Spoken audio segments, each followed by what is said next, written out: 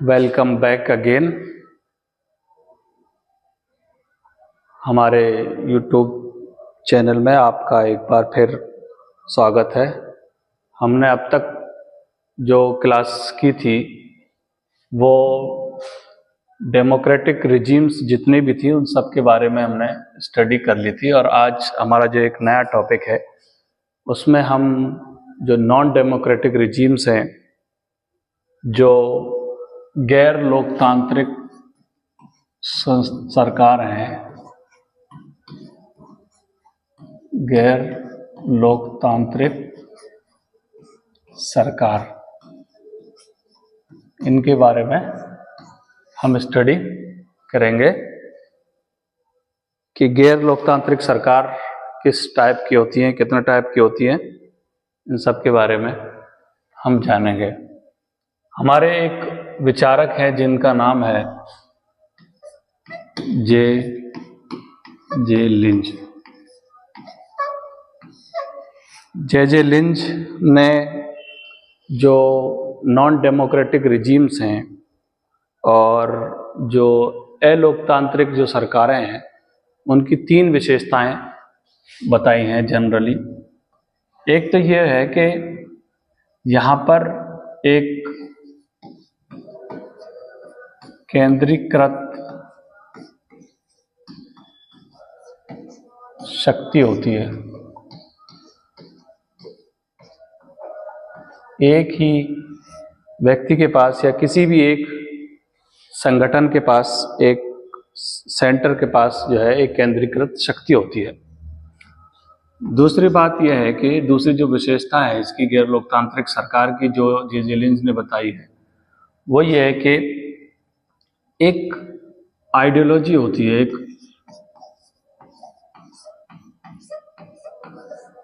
Ideology या जिसको हम विचार कह सकते हैं, ये विचार इन्फ्लुएंस करती है पॉलिटिक्स को। ये विचार इन्फ्लुएंस करती है पॉलिटिक्स को।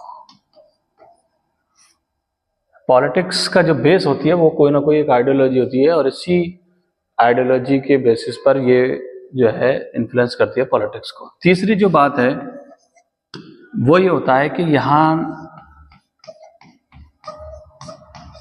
नागरिकों की जो है लामबंदी होती है, उनके मोबिलाइजेशन होती है, उनकी लामबंदी, जिसको हम बोलते हैं सिविक मोबिलाइजेशन।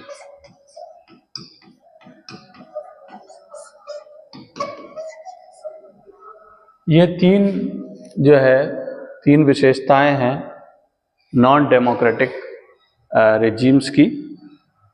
तीन विशेषताएं पाई जाती हैं जे लिंच के अनुसार। एक केंद्रीकृत शक्ति, दूसरे आइडियोलॉजी, विचार,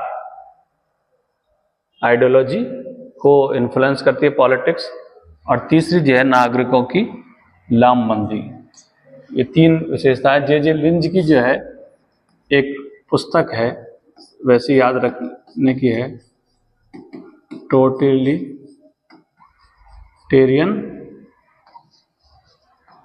एंड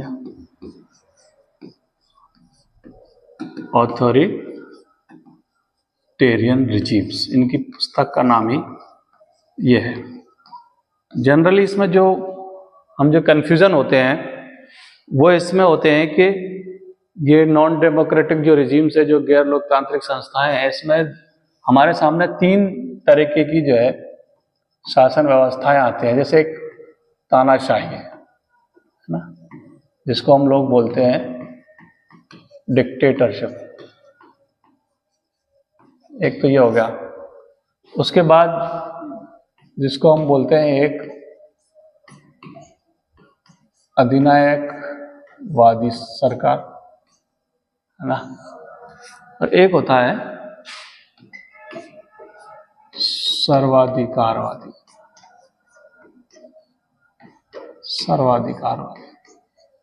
सरकार।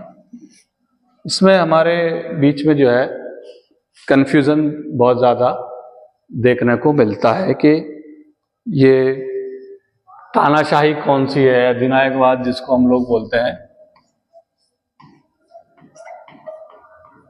ऑथोरिटेरियनिज्म, है ना।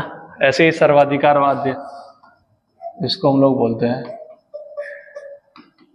टोटलिटेरियनिज्म। ये इनमें हमारे जो दरमियान में कंफ्यूजन रहता है, तो इसको हम समझने की कोशिश करेंगे। देखिए, जो तानाशाही जो डिक्टेटरशिप है उसमें होता क्या है, इसको हम कहते हैं जैसे मन मर्जी वाली। जनरली ये वर्ड, ये शब्द जो है प्रयोग किया जाता है कि जो मनमर्जी करता है हम उसको तानाशाह बोलते हैं। तो मनमर्जी वाली जो है ये सरकार होती है, शासन व्यवस्था होती है। जो शासक वर्ग के, मनमर्जी का मतलब जो भी शासक वर्ग की मर्जी है,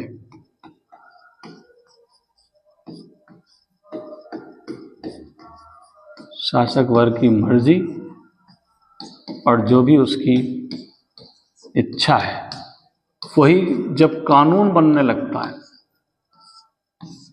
विल ऑफ द रूलर जब लॉ बनता है, कानून बनता है, उसी को हम लोग बोलते हैं तानाशाही डिक्टेटरशिप। उसके बाद आता है अधिनायकवादी या सर्वाधिकारवादी। इसमें जनरली क्या अंतर है, इसको हमको यहां समझना चाहिए। इसमें जो है ऑथोरिटेरियनिज्म और टोटलिटेरियनिज्म, इसमें क्या अंतर है। देखिए, ये जो ऑथोरिटेरियनिज्म है, ये जो प्रभावित करती है, ये करती है राजनीतिक सत्ता। राजनीतिक सत्ता तक ही इनका लक्ष्य रहता है, उसी को ये प्रभावित करती है। राजनीतिक संस्थाएं भी कह सकते हैं हम।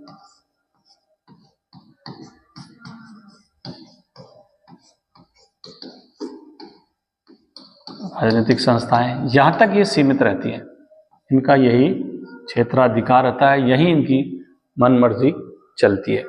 लेकिन जब ये अधिनायकवाद जब एक उग्र रूप धारण कर लेता है, या जिसको हम कहेंगे कि एक एक्सट्रीम पर ये चला जाता है, तो ये सर्वाधिकारवादी बन जाता है। ये फिर हो जाता है टोटलिटेरियनिज्म। ये इसमें एक बेसिक अंतर है जिसको हमको समझना चाहिए। अब हम एक एक के बारे में पढ़ेंगे। जैसे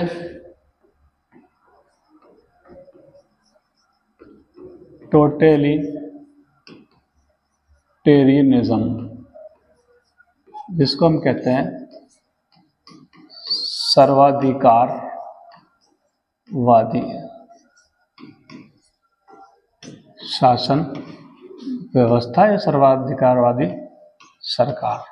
ये होता क्या है, तो ये एक तो हमने ये पढ़ लिया था कि जब एक राजनीतिक जो सत्ता है, जब वो प्रभावित कर रही है सिर्फ पॉलिटिकल जो अथॉरिटी को, पॉलिटिकल इंस्टीट्यूशंस को, राजनीतिक सत्ता को, तो उसको हम ऑथोरिटेरियनिज्म कहेंगे। जब और वही जब उग्र रूप धारण कर लेता है, या उग्र रूप अधिनायकवाद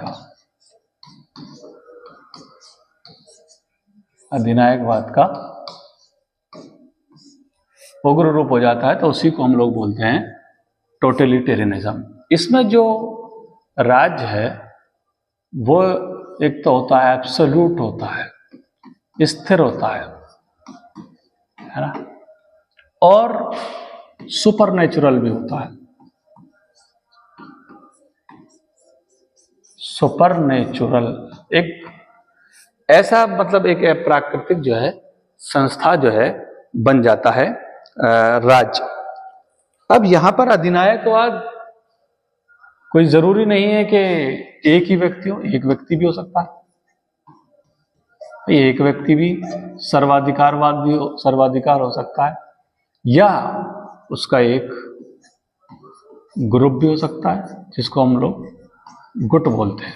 इसके क्या क्या एग्जाम्पल्स हैं वो देखने हमको चाहिए। जैसे फ्रांस के अंदर हम देखते हैं, फ्रांस में पाया जाता था बोनापार्टिज्म। बोना यह अधिनायकवाद का एक प्रकार है ना। या जैसे नाजीवाद, या जैसे फांसीवाद, है ना। या फिर जैसे हम कहेंगे कि रूस के अंदर जो साम्यवादी जो सरकार थी वो, ये सब के सब क्या हैं, ये सब के सब हैं अधिनायकवाद के एग्जाम्पल्स हैं जो हमको जनरली जो है देखने को मिलते हैं। इसमें जो मेन चीज है वो ये है कि एक व्यक्ति और एक गुट, ये या तो एक व्यक्ति होगा या एक गुट जो है उसको सारे अधिकार प्राप्त हो जाएंगे। सर्वाधिकार का मतलब ही होता है, और किसी भी प्रकार का कोई जो है संस्थागत शक्तियों का बंटवारा नहीं होता है।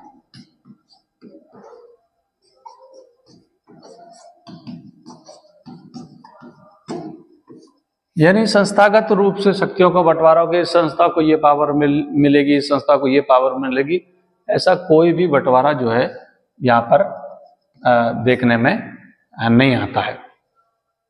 एक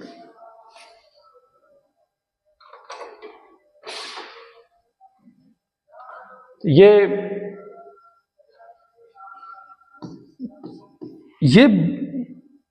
इसके बारे में अगर हम और समझें, थोड़ा सा और डिटेल में हम जानने की कोशिश करें कि टोटलिटेरियनिज्म या सर्वाधिकारवादी होता क्या है, तो कोई भी चीज जो है राज्य से बाहर नहीं होती है। इसमें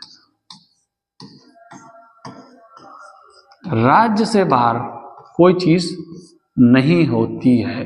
जैसे मुसोलिनी ने कहा, मुसोलिनी का एक स्टेटमेंट है, मुसोलिनी ने कहा कि हर चीज राज्य के अंदर है ना, everything all with in state, है ना।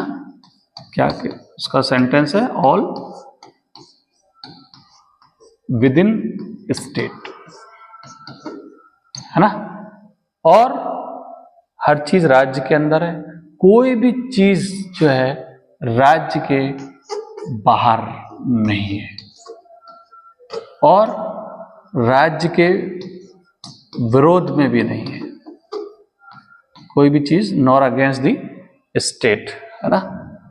None outside the state nor against the state, ये कहना था मुसोलिनी का। हरमन फाइनर की एक पुस्तक है, हरमन फाइनर की पुस्तक है मुसोलिनीज इटली।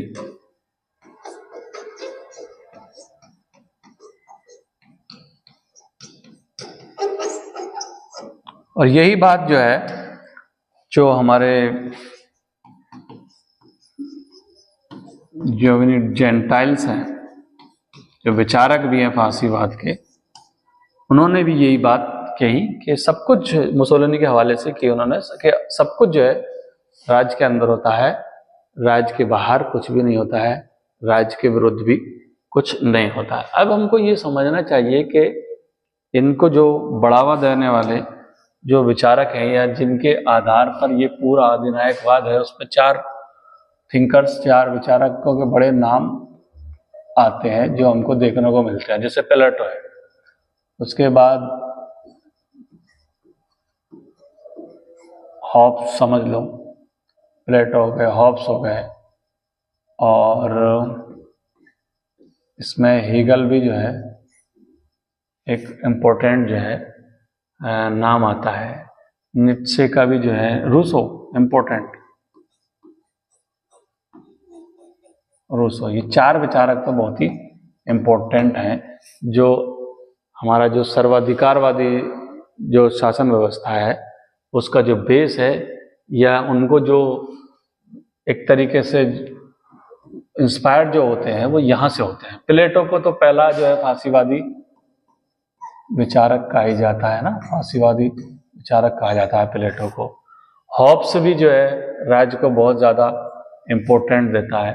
हेगल तो जो है स्वतंत्रता के बारे में ये कहता है कि स्वतंत्रता राज्य का जो है अनुसरण करने में है, बहुत आदर्शवादी विचारक है ये हेगल, लेकिन सर्वाधिकारवाद की अवधारणा का भी सपोर्ट करते हैं। रूसो जो खुद लोकप्रिय जो संप्रभुता का बहुत बड़ा जो है समर्थक है ना, और लोकतंत्र का बहुत बड़ा समर्थक है, लेकिन कहीं ना कहीं रूसो की जो जनरल इच्छा है, या रूसो के जो और कुछ जो उसकी जनरल विल है, उसकी जो सामान्य इच्छा है, वो भी इसको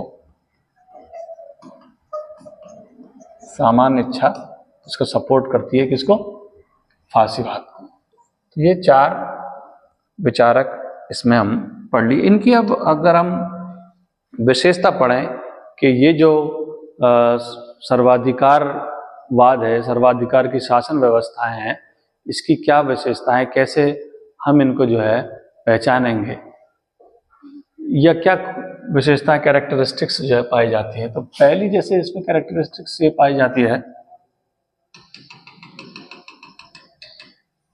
पहली जो कैरेक्टरिस्टिक्स पाई जाती है कि इसका जो नेचर होता है वो तानाशाही प्रकृति इसकी होती है। कौन सी प्रकृति? तानाशाही प्रकृति होती है। इसलिए ये उदारवाद के और लोकतांत्रिक जो व्यवस्था है, लोकतांत्रिक व्यवस्था, इन सब की क्या होते हैं, ये विरोधी होते हैं। पहली विशेषता तो इसकी ये है। दूसरी ये है कि इसकी एक ऑफिशियल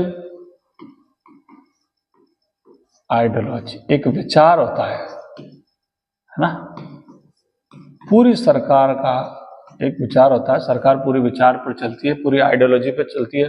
हो सकता है कि ये मिथ भी हो, कोई वास्तविकता से कोई लेना देना ना हो, लेकिन जनता पर जो है इसको जबरदस्ती थोपा जाता है। जनता पर इसको जो थोपा जाता है उसका जो सिद्धांत कहलाया जाता है आयरन लॉ ऑफ डेस्पोटिज्म,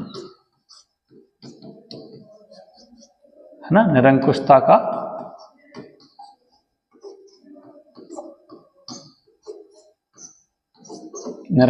का लोह सिद्धांत। यानी ये जो आइडियोलॉजी है जो होती एक पार्टी की है ना, होती एक गुट की है, लेकिन हो सकता है कि वो कल्पना पर आधारित हो, मिथ हो, लेकिन उसको जनता पर जो है थोपा जाता है।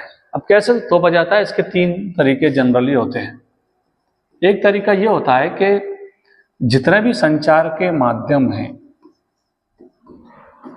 उन पर कब्जा कर लिया जाता है।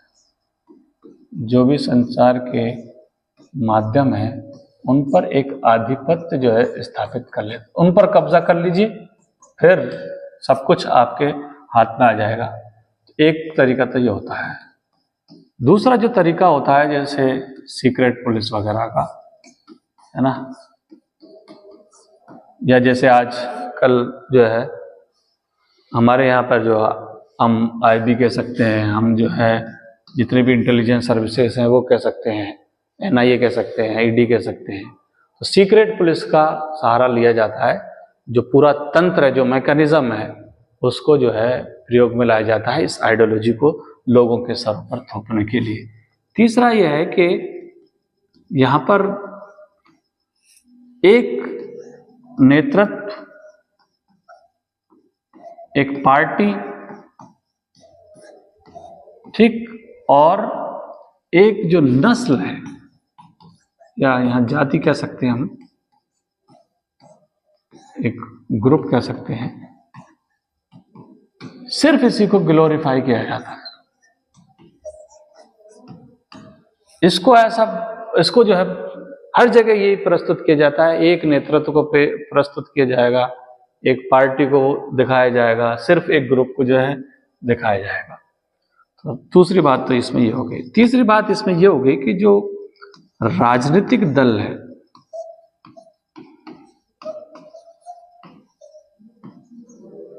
राजनीतिक दल का जो संबंध होता है वो सरकार से हो जाता है, यानी इन दोनों में कोई फर्क अंतर नहीं रह जाता है ना, राजनीतिक दल में और सरकार में कोई अंतर नहीं रह जाता है। ठीक, अंतर का मतलब इसमें यह है, अंतर का ये कहना यह है इसमें कि राजनीतिक दल की जो इच्छा होती है वही सरकार की इच्छा समझ ली जाती है, सरकार की जो इच्छा होती है वही राजनीतिक दल की इच्छा समझ ली जाती है। इसमें कोई भी जो है डिफरेंस नहीं रहता है। और जो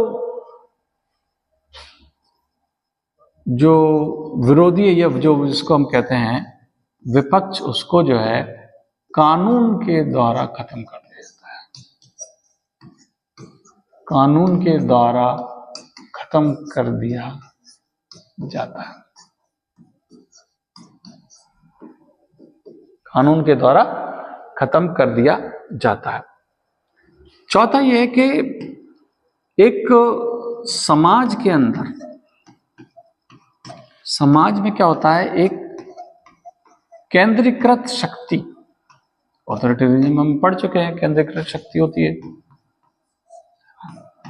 इसीलिए क्या होता है, 5 में भी लिख सकते हैं, अलग से भी लिख सकते हैं, ये होता है कि मौलिक अधिकारों का अभाव रहता है।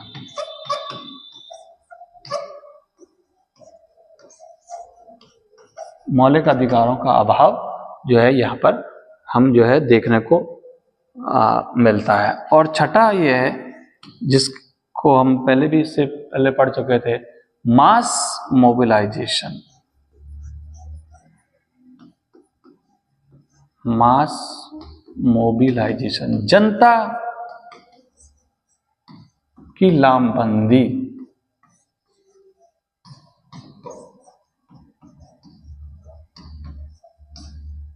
जनता की लामबंदी ऐसे की जाती है कि जनता के दिमागों के अंदर, उनके मस्तिष्क के अंदर ये बात बैठाई जाती है, एक तरीके का एक खौफ पैदा किया जाता है, एक तरीके का उन्माद पैदा किया जाता है, एक ग्रुप से जो है उनको डराया जाता है ना। ये सारी बातें हमको देखने को मिलती हैं। ये 5-6 बातें जो हमको देखने को मिलती हैं। इस सर्वाधिकारवादी जो शासन व्यवस्था है, इसमें जो सबसे इम्पोर्टेंट है वो है फासीवाद, जिसको हम लोग बोलते हैं फासिज्म। ये फासिज्म जो है जिस वर्ड से बना है वो है फांसी। वास्तव में जो फांसी है, ये कहते हैं हम लकड़ियों का एक बंडल,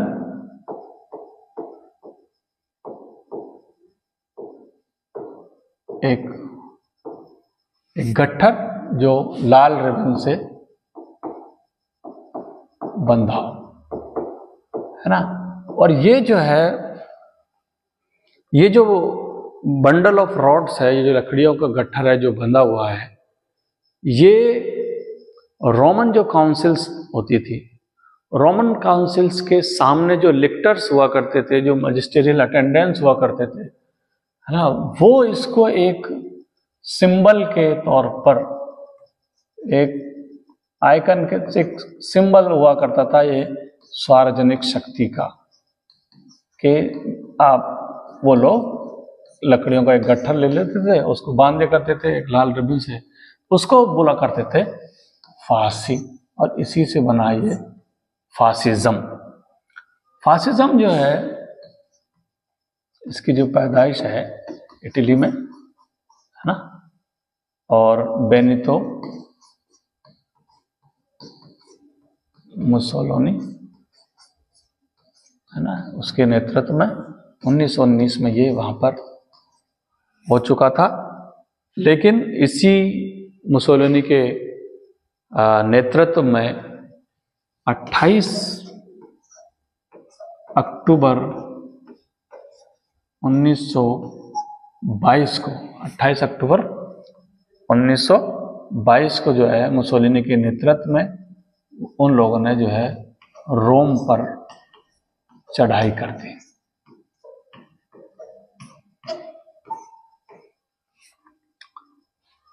फासिवाद या जो लोग इसका समर्थक करते हैं वो एक तो होते हैं फार राइट, उनको बोलते हैं हम फार राइट। फार राइट का मतलब होता है कि अति दक्षिणपंथी। दक्षिणपंथी किनको बोलते हैं और अति दक्षिणपंथी उनको बोलते हैं जिनके पास जो पॉलिटिकल, जो राजनीतिक इशू हैं वो होते हैं, जैसे धर्म का इशू हो गया, लैंग्वेज का, कल्चर का इशू हो गया। ये सारे के सारे जो है ऐसे लोगों को राइटिस्ट विंग बोला जाता है या अति दक्षिणपंथी बोलते हैं। लेकिन ये बहुत ज्यादा अति दक्षिणपंथी लोग होते हैं जिनको हम फासीवादी कहते हैं, या ये अल्ट्रा नेशनलिस्ट होते हैं, बहुत ज्यादा राष्ट्र की बात करते हैं, है ना। अति राष्ट्रवादी ये कहते हैं कि बस हम ही राष्ट्रवादी हैं। ये नहीं कहते कि हम राष्ट्रवादी हैं, बल्कि हम ही राष्ट्रवादी हैं, उनको बोलते हैं अल्ट्रा। बहुत ज्यादा हर चीज में जो है राष्ट्रवाद, और उस राष्ट्रवाद को जो थोपना भी चाहते हैं बाय फोर्स, ताकत के बल पर। तो ये दो विशेषताएं इनकी बड़ी इंपॉर्टेंट हैं फासीवाद की। एक विचारक हैं जिनका नाम है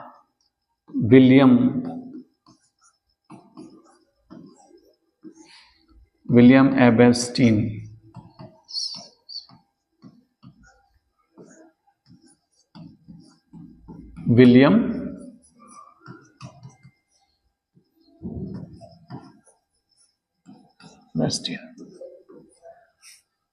विलियम एबेस्टीन की वैसे तो दो पुस्तकें इनकी, है ना।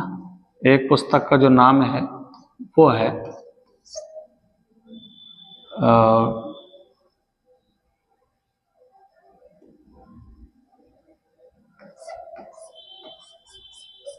टुडेज इज्म, है ना, ये 1980 में लिखी गई है। और एक और उनकी पुस्तक है जिनका नाम है नाजी स्टेट, दी नाजी स्टेट। वैसे इनकी दो पुस्तक है विलियम एबेस्टीन की, टुडेज इज्म और नाजी स्टेट। विलियम एबेस्टीन ने यह कहा कि सबसे पहले 1922 में फासीवाद जो है इटली के अंदर आया, है ना, और जर्मनी में 1933 में आया। हालांकि उसको नाजीवाद है, लेकिन उसको भी वो फासीवाद ही काउंट कर रहे हैं कि यूरोप में सबसे पहले देखने को मिला 1922 में, इटली में 1933 में जो है जर्मनी में, और फिर वो ये कहते हैं कि एशिया और जापान में भी 1930 में के समथिंग एशिया और जापान में भी हमको देखने को मिलता है फासीवाद। फासीवाद जो है ये समानता का बड़ा विरोधी होता है।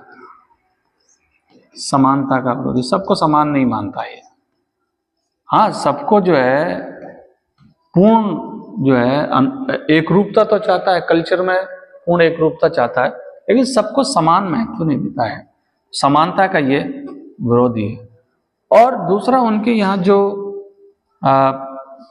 पदानुक्रम है, या जिसको हम हायरार्की बोलते हैं, है ना, पद सोपान जो है वो इस टाइप का है कि एक उसमें एक सुप्रीम लीडर होगा, एक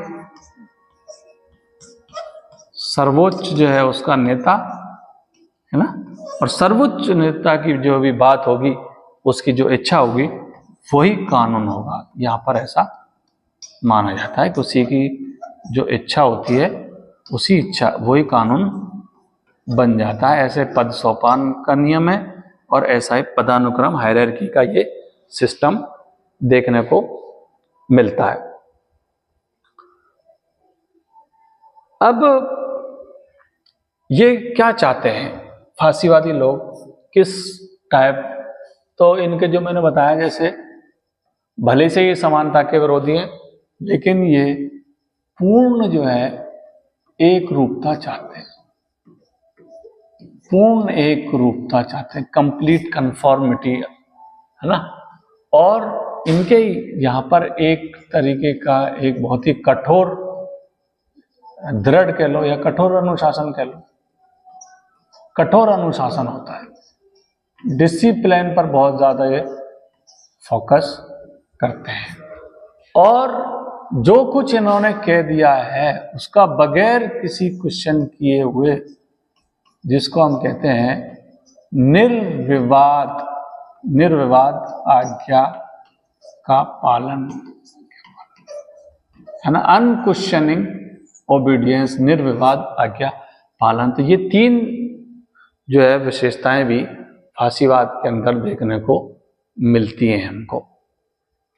अब पूर्ण एकरूपता हुई, दृढ़ या कठोर अनुशासन हुआ या निर्विवाद आज्ञाकारी हुए, तो ये एक ऐसी चीजें हैं जिसमें बल का प्रयोग बहुत जरूरी होता है। बल प्रयोग के बगैर ये बहुत ही मुश्किल है, असंभव है।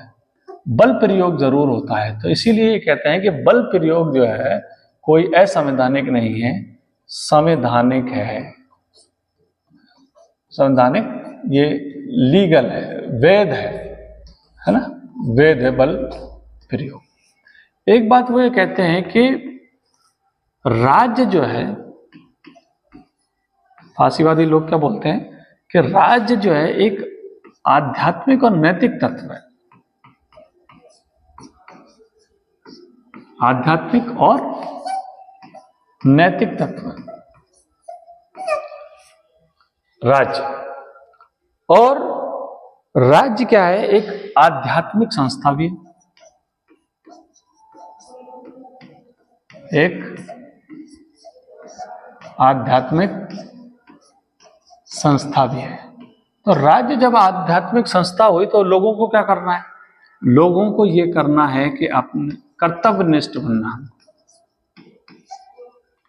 कर्तव्य पालन करना है, राज्य के प्रति निष्ठा रखनी है, राज्य की जो है सेवा करनी है। यहां से एक बात यह निकलती है कि ये व्यक्ति के मुकाबले में राज्य पर जो है ज्यादा फोकस करते हैं। इसीलिए ये कहते हैं कि राज्य तो साध्य है, जो लक्ष्य है, जो एंड है, जिसको एंड बोलते हैं, वो तो राज्य है। और जो व्यक्ति है वो है साधन, जिसको हम लोग बोलते हैं मीन्स। ये राज्य पर ज्यादा फोकस देते हैं, है ना, क्योंकि हम देखते हैं कि जैसे ये जो इंस्पायर हैं, हीगल के विचारों से इंस्पायर हैं या फिर हॉब्स के विचारों से इंस्पायर है। और हीगल और हॉब्स जो हैं, जो विचारक हैं, वो राज्य को बहुत इम्पोर्टेंस देते हैं, राज्य को जो है वो साध्य मानते हैं, और जो व्यक्ति है उसको ये साधन मानते हैं। इसीलिए अब जब राज्य लक्ष्य बन जाएगा तो फिर व्यक्ति साधन ऑटोमेटिक हो जाएगा। व्यक्तियों का प्रयोग किया जाएगा राज्य के लिए, व्यक्तियों की बलि चढ़ाई जाएगी राज्य के लिए, ऐसा इनका मानना है। राज्य के अंदर ये किसी भी जो मानव संगठन है, संस्था है, मानव संस्था कह लो, है ना, यह संस्था संगठन है, कोई भी ऑर्गेनाइजेशन, एसोसिएशन, जो ह्यूमन एसोसिएशन है, वो यहाँ पर नहीं पाई जाती है। ऐसे ही जो अंतरराष्ट्रीय जो संगठन है उनमें भी ये ज्यादा बिलीव नहीं करते हैं, उनको भी ये ज्यादा नहीं मानते हैं। जो इंटरनेशनल ऑर्गेनाइजेशन होती है, जो डिस्प्यूट्स के हल करती है, जो संघर्षों का जो है शांतिपूर्ण निपटारा करती है, जो सरकार, जो संस्थाएं या जो इंटरनेशनल ऑर्गेनाइजेशन पूर्ण निपटारा करती है, उनमें ये बिलीव नहीं करते हैं, क्योंकि ये वार्ता की बात करते हैं। और जो फांसीवादी लोग हैं, या जो खुद मुसोलिनी जो है कहा करता था कि मेरा जो कार्यक्रम है वो क्या है, कार्रवाई है, एक्शन है ना। मैं क्या करता हूँ, एक्शन करता हूँ, कार्रवाई करता हूँ। मैं वार्ता और बातचीत में ज्यादा बिलीव नहीं करता हूँ। तो ये इसीलिए जो अंतर्राष्ट्रीय जो संगठन है, जो संघर्षों के शांतिपूर्ण बंटवारे की बात करते हैं, उनको ये नहीं मानते हैं, क्योंकि ये कहते हैं कि हम तो भाई कार्रवाई में विश्वास करते हैं, है ना, हम वार्ता में विश्वास नहीं करते हैं। इसीलिए ये जो है जो युद्ध हैं उनको अनिवार्य कहते हैं, अवश्यम भी कहते हैं। और मुसोलिनी का एक बहुत ही फेमस स्टेटमेंट है इसके बारे में कि जब तक कोई राष्ट्र भविष्य का, अपने भविष्य का स्वामी नहीं होता है, तब तक वो स्वतंत्र नहीं बन सकता है। ये कहना है मुसोलिनी का। कुछ विचारक, वैसे हम इसमें अधिनायकवाद के जो विचारक हैं, है ना, उनको हम पढ़ चुके थे, वही विचारक इनके प्रेरणा स्रोत है, लेकिन फिर भी हम देख लेते हैं कि फांसीवाद के प्रेरणा स्रोत जो लोग हैं, कौन कौन लोग जो हैं, उसमें सबसे बड़ा नाम जो आता है वो नीत्शे का आता है।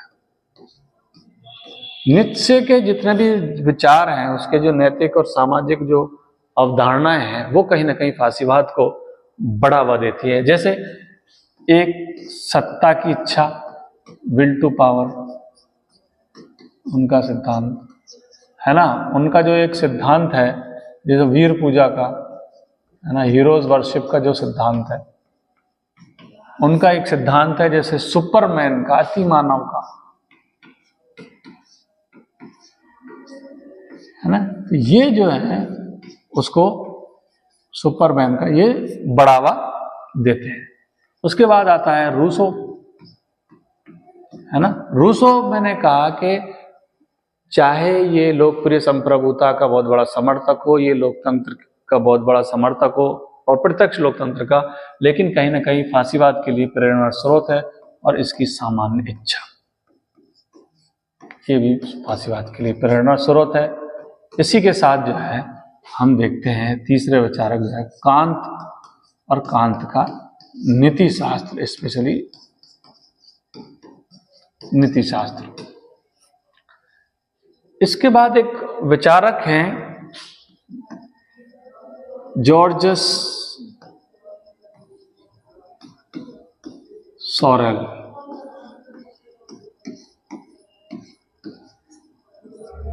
है ना।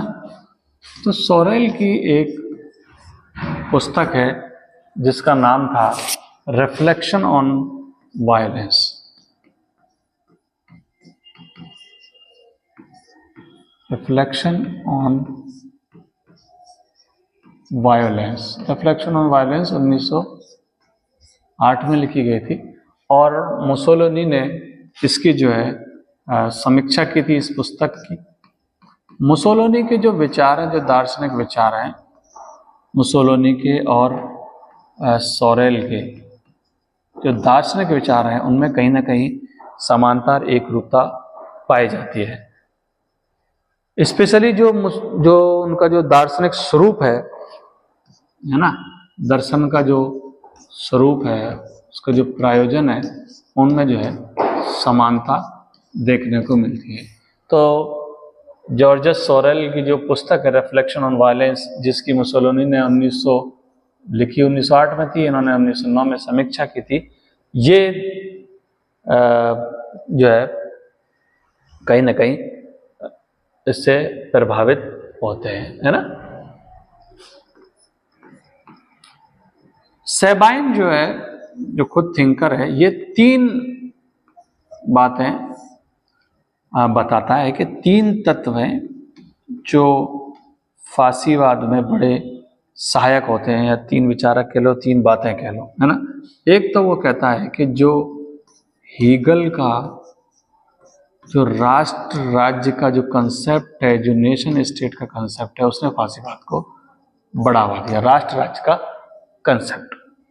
दूसरा जो है, हेगल के साथ साथ वो कहता है, नीत्शे का नाम ये आ चुका है, ये नीत्शे के जो सिद्धांत है, तीनों सिद्धांत, इन्होंने फासीवाद को जो है बढ़ावा दिया है। तो नीत्शे और नीत्शे के जो नैतिक और सामाजिक जो उसकी अवधारणा है, ये जो है बढ़ावा देती है फासीवाद को, है ना। तीसरी जो बात है, नैतिक और सामाजिक अवधारणा है।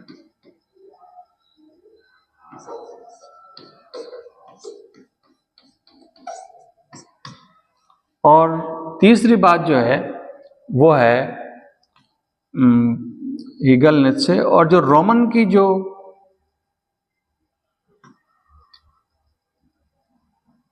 अवधारणाएं हैं, उसमें जैसे अनुशासन हुआ, है ना। अनुशासन के साथ साथ जो विश्वास है ना, या कर्तव्य है ना, ये जो है इन्होंने भी बढ़ावा दिया है। अब इनके मान्यताएं क्या क्या है, उस पर हम बात करेंगे कि फासीवाद की मान्यताएं क्या क्या है।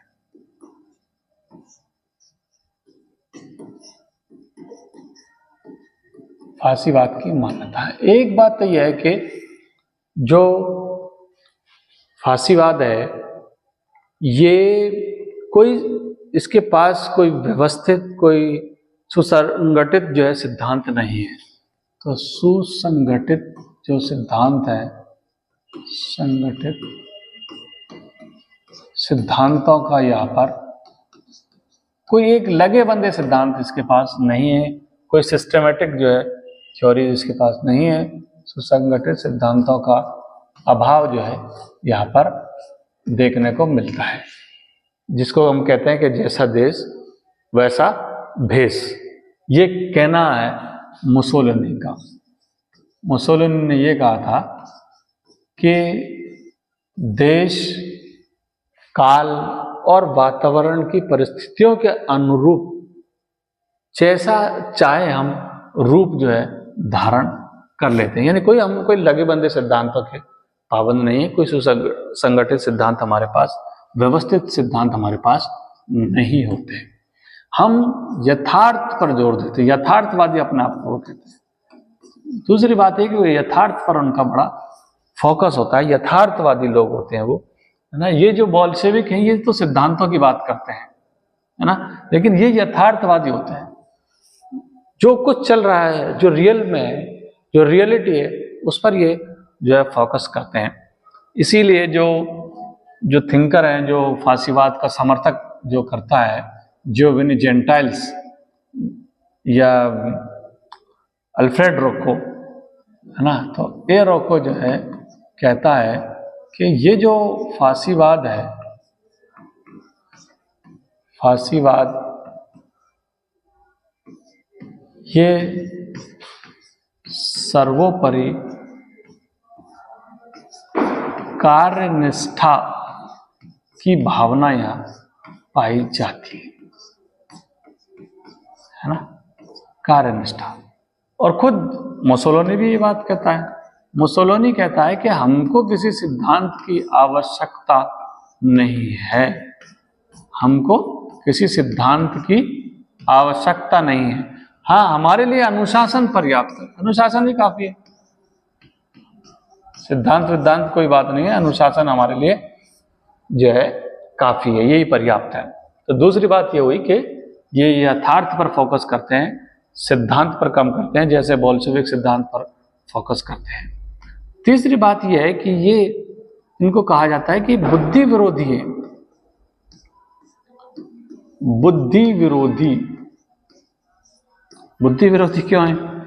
बुद्धि विरोधी ये इसलिए है कि जितने भी मनुष्य हैं, जितने भी लोग हैं, वो सबको ये क्या कहते हैं, अविवेकशील प्राणी। इनके पास बुद्धि नहीं है, किसी के भी पास जो है बुद्धि नहीं है ना। तो अविवेकशील प्राणी है, इसलिए ये भी जो है कहते हैं कि भाई बुद्धि विरोधी है। हम भावना हमारा आधार है ना, भावनाओं पर हम आधारित हैं, बुद्धि पर से हमारा कोई लेना देना नहीं है, बुद्धि विरोधी है। यानी कोई हमारे सिद्धांतों को अगर बुद्धि के द्वारा समझना चाहे तो नहीं समझ सकता है, बुद्धि विरोधी। एक बड़ी इंपॉर्टेंट जो बात है वो ये है कि ये जो फांसीवाद है ये एक प्रतिक्रांति है। प्रतिक्रांति मतलब क्रांति के प्रति कोई क्रांति। क्रांति ऐसी कौन सी क्रांति हो गई थी जिसकी प्रतिक्रांति फांसीवाद है? तो जिस पीरियड में फांसीवाद जन्मा है जर्मनी के अंदर, वहां पर उससे पहले 1917 में रूस के अंदर साम्यवादी क्रांति आ चुकी थी। साम्यवादी क्रांति मार्क्स के सिद्धांतों पर आ चुकी थी, साम्यवादी क्रांति आ चुकी थी। तो इसको जो है फासिज्म को, फांसीवाद को उस क्रांति के प्रति एक प्रतिक्रांति माना जाता है। यानी एक रिएक्शन का काउंटर रिएक्शन होता है ना, इसी तरीके से क्रांति का एक प्रतिक्रांति होता है। तो ये जो साम्यवादी क्रांति थी उसकी प्रतिक्रांति है। एम.एन. रॉय जैसा विचारक इसके बारे में ये कहता है ना, एम.एन. रॉय खुद ये कहता है इसके बारे में कि ये दर्शन तो है, भाई दर्शन तो है ये, लेकिन ये जो है समाजवादी क्रांति की प्रतिक्रांति है, जो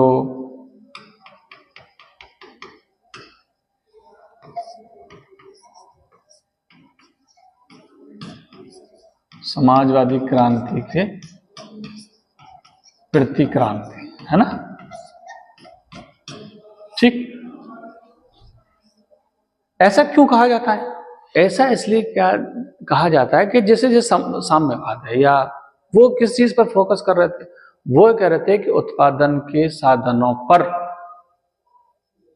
है ना, जो उत्पादन के साधन है उनका समाजीकरण होना चाहिए। और ये जो है अर्थव्यवस्था, जो आर्थिक शक्ति है, कुछ लोगों के हाथों में दे रहे थे, तो विरोधी हुए ये मार्क्सवाद के, है ना। तो ये प्रतिक्रांति। लास्की इनके बारे में कहता है, लास्की की एक पुस्तक है जिस 1935 में लिखी गई थी, state in theory and practice, है ना, 1935 में लिखी गई थी। तो लास्की ने ये कहा है कि जब लोकतंत्र में जब पूंजीवाद होता है ना, जब पूंजीवाद लोकतंत्र में कार्य करता है तो कहीं ना कहीं जनता को रियायतें दी जाती हैं, लेकिन जब यही पूंजीवाद फांसीवाद में कार्य करता है तो वो सारी की सारी रियायतें जो है वापस ले ली जाती है ना। इसी तरीके से हम देखते हैं कि जो ब्यूरोक्रेसी है, इसको नौकरशाही बोल सकते हैं हम, है ना, जो सिविल ब्यूरोक्रेसी है, नौकरशाही, या यहां तक कि न्यायपालिका भी, कहीं ना कहीं ये दोनों भी जो है, जो फांसीवादी जो विचार हैं, फांसीवादी आइडियल्स हैं, उन्हीं का अनुसरण करती है। फांसीवादी जो आदर्श है ना, उन्हीं का अनुसरण करती है, उन्हीं को फॉलो करती है।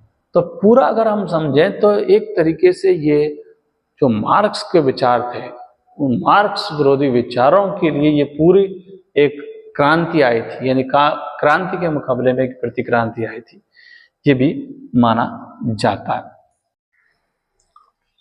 पांचवा जो लास्ट एक इसमें मिलता है वो है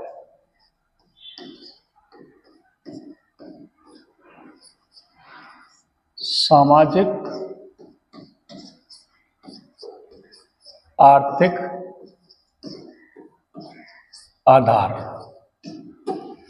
जिसको हम बोलते हैं सोशियो इकोनॉमिक बेसिस।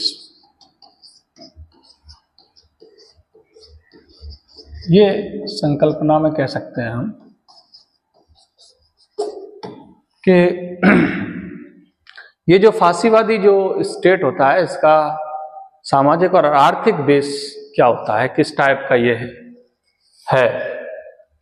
तो फांसीवादी जो स्टेट होता है उसको हम जो है एक कॉरपोरेट स्टेट बोल सकते हैं। क्या बोल सकते हैं?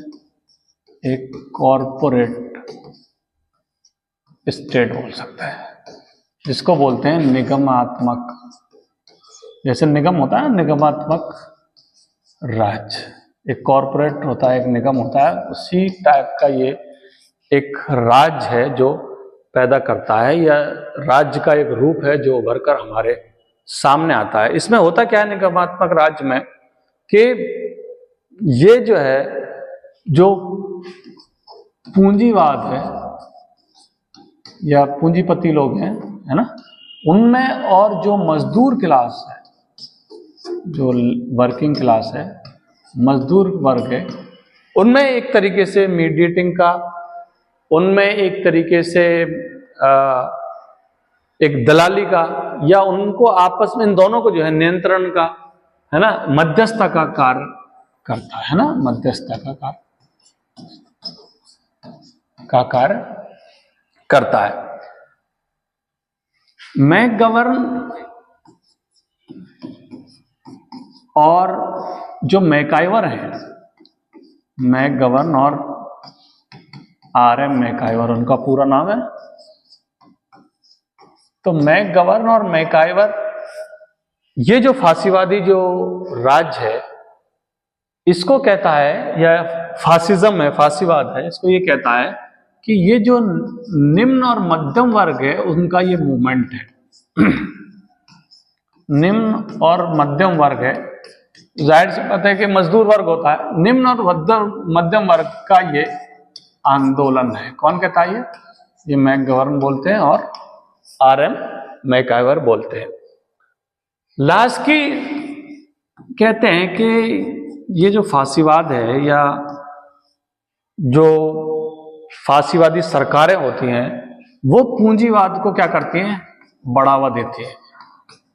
पूंजीवाद को बढ़ावा देती हैं, कैपिटलिज्म को बढ़ावा देती हैं, और इन्हीं के हितों के लिए, पूंजीवादी हितों के लिए या पूंजीवादी हितों पर ही उनका ज्यादा जो है फोकस रहता है, और इनके हितों के लिए वो जो है, जो मजदूर वर्ग है या जो आम जनता है, उनके हितों की भी बलि चढ़ा दी जाती है। ये कहना है लास्की का। लास्की जो है फांसीवादी जो व्यवस्था है, फांसीवादी सरकार है, फांसीवादी जो शासन है, उसके बारे में कहता है कि ये पूंजीवाद को सपोर्ट करने वाली है, और पूंजीवाद के लिए वो आम जनता के जो हित हैं उनकी भी बलि चढ़ा सकती है।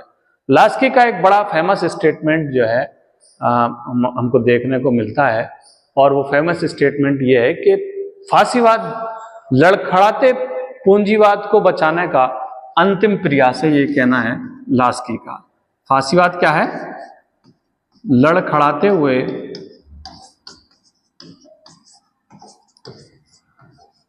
पूंजीवाद को बचाने का अंतिम प्रयास है। पूंजीवाद खत्म हो रहा है, कैपिटलिज्म खत्म हो रहा है, अब उसको बचाने का अंतिम प्रयास है। ये इस वजह से कहते हैं कि क्योंकि कम्युनिज्म के बाद, साम्यवाद के बाद, है ना, उसके बाद ये जो है व्यवस्था हमको देखने को मिलती है, इसलिए लास्की ये कहता है। लेकिन जो विलियम एबेंस्टीन है ना, जिनकी दो पुस्तकों के बारे में मैंने शुरू में बताया था इस क्लास में, कि जिनकी दो पुस्तक हैं, टूडेजिज्म और नाजी पार्टी। टूडेजिज्म और नाजी पार्टी, दो पुस्तकें इनकी विलियम, ये जो है 1980 में लिखी गई है। और इस किताब में उन्होंने कहा कि नहीं नहीं नहीं, जो लास्की कह रहे बात सही नहीं हो सकता। उन्होंने लास्की का जो है वर्णन ना किया हो, लास्की के बारे में ना कहा हो, लेकिन विलियम एबेंस्टीन ने यह कहा है इस किताब के अंदर कि ये जो है, ये पूंजीवाद के कारण फांसीवाद नहीं पनपा है, बल्कि जो फांसीवाद जो पनपा है वो तो लोकतंत्र की कमजोरी के कारण पनपा है। लोकतंत्र की कमजोरी ने, लोकतंत्र के कमजोर पड़ने ने इस फांसीवाद को जो है जन्म दिया है। ये कोई पूंजीवाद ने जन्म नहीं दिया या पूंजीवाद के कारण नहीं आया है, बल्कि जो लोकतंत्र कमजोर हो गया था, ये है इसकी उत्पत्ति का मेन कारण। तो कुछ क्वेश्चन कई बार ऐसे भी पूछे जाते हैं कि जैसे किसने कहा कि फांसीवाद जो है लोकतंत्र की कमजोरी के कारण पैदा हुआ है ना, तो ये विलियम एबेंस्टीन का नाम आ जाएगा। किसने कहा है कि लड़खड़ाते हुए पूंजीवाद को बचाने का जो है अंतिम प्रयास है, तो ये लास्की आ जाएगा। इस टाइप के क्वेश्चन कई बार जो है पूछे जाते हैं। अब हम इसकी जो है आलोचना के बारे में पढ़ते हैं। कौन कौन लोग हैं जो फांसीवाद की आलोचना करते हैं।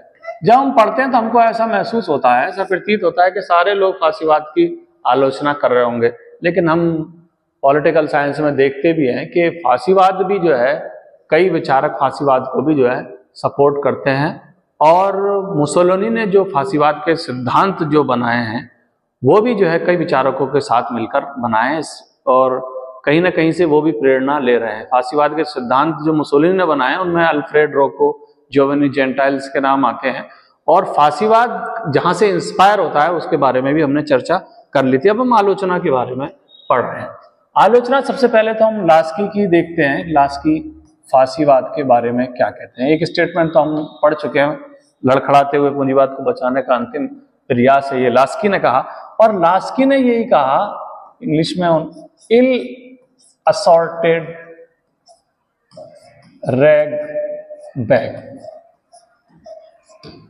ये जो कूड़ादान होता है ना, कूड़ादान बोल लो या कूड़े का थैला बोल दो, जिसमें जो चीजें रखी जाती हैं वो कोई तरतीब से नहीं रखी जाती हैं। कोई भी डस्टबिन होता है जिसमें कोई हम गंदगी डालते हैं, कूड़ा कचरा डालते हैं, उसमें चीजें बहुत सिस्टमेटिक अंदाज में, बहुत तरतीब से नहीं रखी जाती हैं, बल्कि अनसिस्टमेटिक रखी जाती हैं।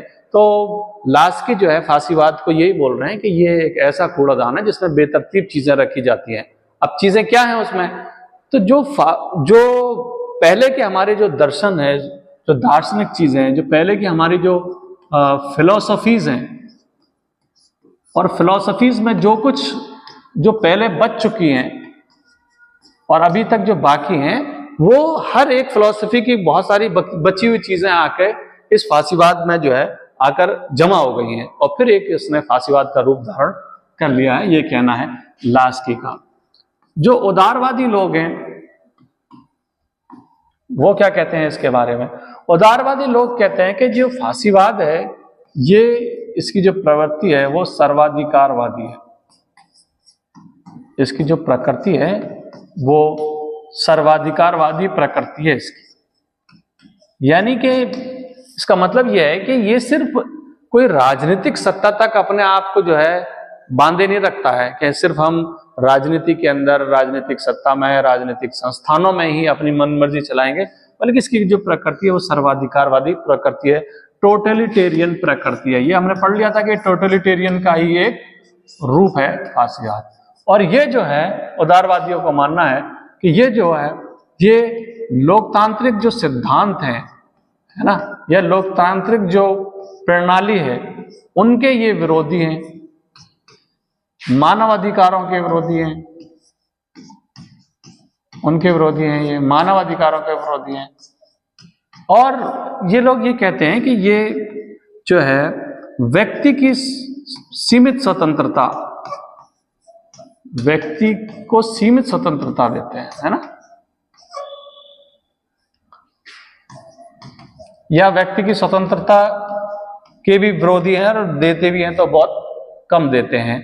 क्योंकि ये जो फांसीवादी लोग हैं, व्यक्ति की स्वतंत्रता मतलब सीमित क्यों है इसको समझना चाहिए। क्योंकि फांसीवादी जो लोग हैं इनका जो ध्येय है ना, ध्येय या साध्य जो हमने पढ़ा था, जो साध्य है वो है राज्य।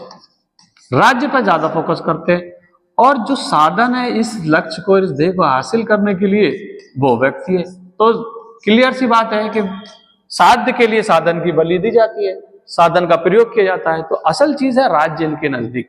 इसीलिए हम देखते हैं कि ये उन विचारकों को जो है फॉलो करते हैं, उन विचारकों को मानते हैं, जैसे हेगल है जो राज्य को ज्यादा इंपॉर्टेंस देते हैं, व्यक्ति को कम देते हैं। तो जैसे हेगल ने ये कहा कि अगर हम हेगल का जो है स्वतंत्रता का कंसेप्ट पढ़े तो हेगल ने कहा कि व्यक्ति की जो स्वतंत्रता है वो राज्य के कानूनों का आज्ञा पालन में है। उनके कानूनों के अगर कोई आज्ञा पालन करेगा, राज्य के कानूनों को मानेगा, तो इसका मतलब ये व्यक्ति को स्वतंत्रता प्राप्त होगी। तो जब आप ऐसे विचारकों का समर्थन करेंगे, वहां से अपनी चीजें लेंगे, तो फिर आपके यहाँ भी ऐसी चीजें पैदा होंगी। ये भी हेगल भी व्यक्ति की जो है सीमित स्वतंत्रता की बात करते हैं, तो क्लियर बात है कि फांसीवाद भी सीमित स्वतंत्रता की बात करेंगे। जो फांसीवाद के जो समर्थक हैं जोवेनी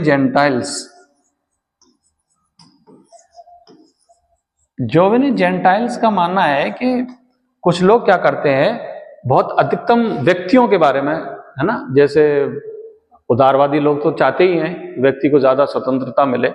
तो जोवेनी जेंटाइल्स कहते हैं कि ये जो अधिकतम स्वतंत्रता की जो बात होती है, जो व्यक्तियों के बारे में कही जाती है, तो अधिकतम जो स्वतंत्रता है,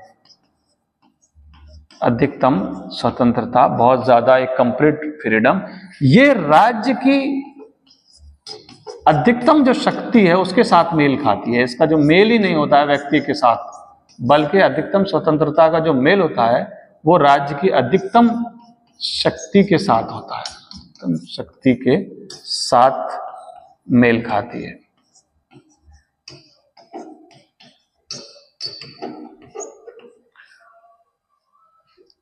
एक इसकी जो आलोचना की जाती है वो लास्ट आलोचना है, और वो करते हैं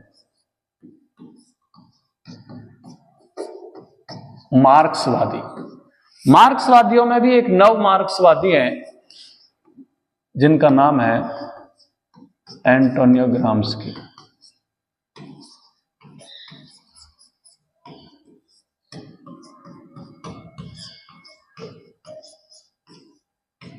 एंटोनियो ग्राम्स्की जो है इस फांसीवाद के खुद शिकार हुए थे, और मुसोलिनी ने जो है उनको कैद के अंदर डाल दिया था, और वहीं पर इन्होंने एक बुक भी लिखी थी जिसका नाम है प्रिजन्स नोटबुक।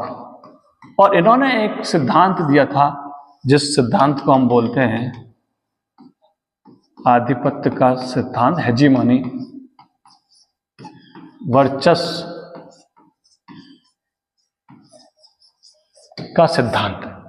ये मार्क्सवादियों में एंटोनियो ग्राम्स्की ये बोलते हैं कि जो फांसीवाद है इसने जो किया है, इसने ये किया है कि एक आइडियोलॉजिकल प्रोपेगेंडा चला है। इसने एक झूठी बातें, विचारों की झूठी बातें फैलाई हैं। आइडियोलॉजिकल प्रोपेगेंडा कहता है वो कि फांसीवाद ने एक काम किया है, और उससे हुआ क्या है, उससे हुआ यह है कि जो पूंजीवाद का जो स्ट्रक्चर है वो बरकरार रहा है, पूंजीवाद खड़ा रहा है उस आइडियोलॉजिकल प्रोपेगेंडा से। जैसे आइडियोलॉजिकल प्रोपेगेंडा ये है कि हम कोई भी जो है प्रोडक्ट लेने जाते हैं, अब प्रोडक्ट चाहे उस क्वालिटी का हो ना हो, लेकिन विज्ञापन के अंदर, एडवर्टाइजमेंट के अंदर देखते हैं बहुत ज्यादा उसकी बारे में प्रशंसा की जाती है, उसकी तारीफ की जाती है। तो ये एक तरीके से आइडियोलॉजिकल प्रोपेगेंडा है। तो यही पूंजीवाद के स्ट्रक्चर के लिए, पूंजीवाद को खड़ा करने के लिए, पूंजीवाद को बनाए रखने के लिए यह आइडियोलॉजिकल प्रोपेगेंडा जो है यूज किया है फांसीवादी लोगों ने। तो ये आलोचना थी। ये हमारा एक पूरा टॉपिक था जो नॉन डेमोक्रेटिक जो रिजीम्स थी उसमें से हमने सर्वाधिकार पढ़ा, और उसमें हमने फिर ये फांसीवाद पढ़ा। ये और कौन कौन सी ऐसी शासन व्यवस्थाएं हमको देखने को मिलती हैं जिनको हम अलोकतांत्रिक शासन व्यवस्था, अलोकतांत्रिक सरकारें कह सकते हैं, उनको हम नेक्स्ट क्लास में लेंगे। फिलहाल इस वीडियो में ही इतना ही। Thank you very much.